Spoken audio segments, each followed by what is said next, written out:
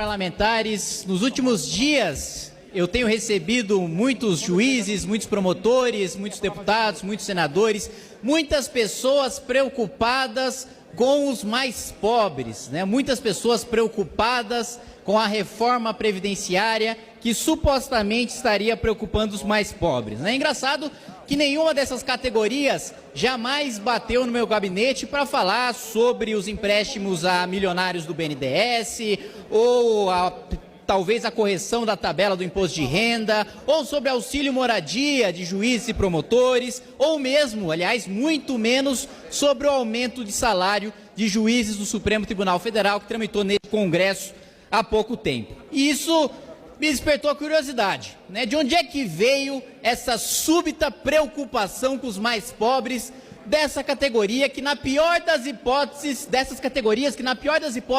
recebem ali os seus 20, 25 mil reais por mês. Estudei a reforma, senhora presidente, e descobri que, para quem recebe um salário mínimo, ou seja, para os mais pobres, que essas categorias tanto dizem defender, as coisas não só não pioram, como melhoram. A alíquota para os mais pobres é menor, a contribuição, a fatia que o Estado toma do dinheiro desses que recebem até o salário mínimo vai ser menor com a reforma previdenciária. E mais, eu vi muitos parlamentares na semana passada discutindo nessa tribuna, discursando, falando que agora o benefício não vai mais estar vinculado ao salário mínimo, logo os mais pobres agora não receberão mais um salário mínimo, mas só R$400. Pura canalice, senhora presidente, porque hoje, aos 60 anos de idade, o mais pobre não recebe absolutamente nada. E o que se propõe na nova Previdência é que já aos 60 receba R$400 caso esteja em situação de miserabilidade. Ora, como alguém pode falar em desigualdade social, como alguém pode falar em defender os mais pobres, como alguém pode falar em justiça social, sendo contra pagar R$400 uma renda mínima para quem hoje não recebe absolutamente nada e fica 5 anos, dos 60 aos 65 anos, sem receber absolutamente nada? Que diabo de defesa dos mais pobres é essa em que você só defende que ele receba o benefício 5 anos depois e que aos 60 anos ele passe fome caso ele não tenha contribuído o tempo suficiente? Outro ponto é o de que a idade mínima prejudicaria principalmente os mais pobres, né? De que os tais 65 anos seria uma judiação para diarista, para o pedreiro, para a dona de casa, para essas categorias mais vulneráveis. Mas fato é que hoje, e isso não precisa acreditar em mim, dado oficial do Ministério da Economia, do governo Dilma, inclusive, independentemente de governo, o método de cálculo é o mesmo, inclusive para calcular o déficit, desde Fernando Henrique é o mesmo, aprovado por essa casa e referendado pelo TCU, para os teóricos da conspiração que falam que não existe déficit, né? O pessoal que fez economia em Hogwarts e acha que é bruxaria, você diz que você consegue criar um superávit mágico ali na Previdência, né? O mesmo método de cálculo desde lá. Mas retomando o raciocínio, dizem que a idade mínima de 65 anos prejudicaria os mais pobres, mas hoje quem se aposenta por tempo de contribuição é justamente o mais rico, é justamente o cara que se aproxima mais ou do teto do regime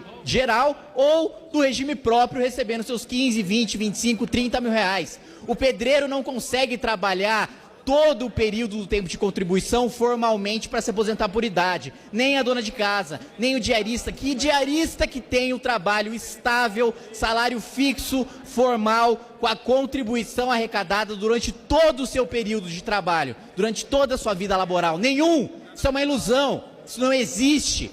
Hoje, inclusive, para corroborar esse dado, os estados que têm as aposentadorias mais precoces são os estados mais ricos. E os estados mais pobres já se aposentam por idade.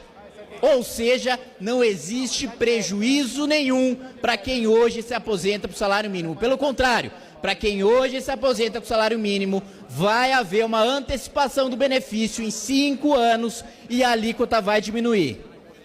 Mas aí me causou curiosidade, né? Bom, já que não prejudica os mais pobres, por que juiz, promotor, deputado, senador, ministro está batendo na porta do meu gabinete para falar contra a reforma e falar que está preocupado com os mais pobres? E aí eu fui ver como essas classes são afetadas pela reforma previdenciária. Bom, essas classes, e aí incluindo a minha classe agora de deputado federal, A nossa contribuição dos deputados, dos senadores, dos juízes e dos promotores vai passar de 11% para 19%.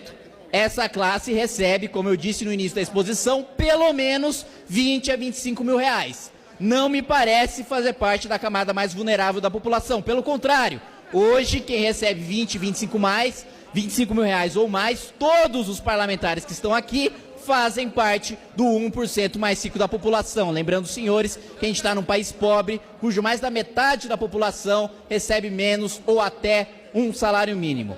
Outro ponto, será também cortadas as aposentadorias acumuladas e que hoje também fazem com que muitos já furem ou já tenham furado o teto do funcionalismo público. Gente como Marilena Chauí, como Gedel Vieira Lima e como José Sarney. Para você que me assiste, você pagador de impostos, você que paga a conta, paga essa casa, paga tudo, você que não sabe, hoje você financia a aposentadoria de Zé Sarney pelo Senado de 30 mil reais, mais pensão de ex-governador de mais 30 mil reais. Esse tipo de coisa, com a nova Previdência, acaba. É essa proteção aos mais pobres que está sendo pregada. É a proteção ao mais pobre que ganha o salário de 39, 40 mil reais, que tem segurança, que mora em condomínio fechado, que os seus filhos estudam em escolas particulares, que tem convênio de saúde particular, que não precisa de nenhum serviço público e que diz que está protegendo os mais pobres, combatendo a reforma da Previdência.